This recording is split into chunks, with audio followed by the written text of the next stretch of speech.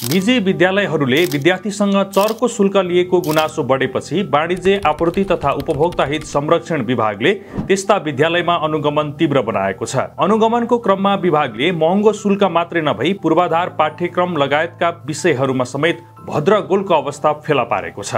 विभागले काठमाडौँ, भक्तपुर र ललितपुरका गरी हालसम्म 28 वटा स्कुलमा अनुगमन गरिसकेको छ, जसमा अधिकांशले स्थानीय तहबाट स्वीकृति नलिई आफू खुसी चर्को शुल्क लिने गरेको भेटिएको छ।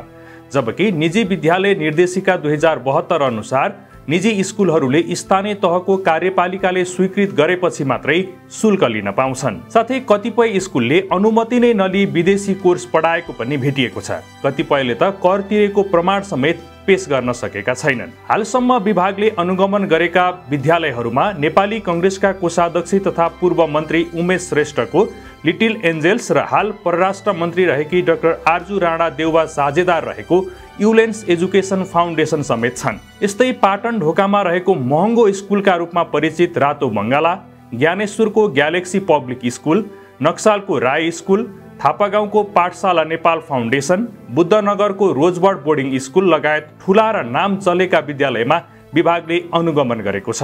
बेतिथि भेटेपछि विद्यालयबाट ल्याइएका कागजात क्रस चेक गर्न विभागले स्थानीय तहसँग सहयोग मागेको छ।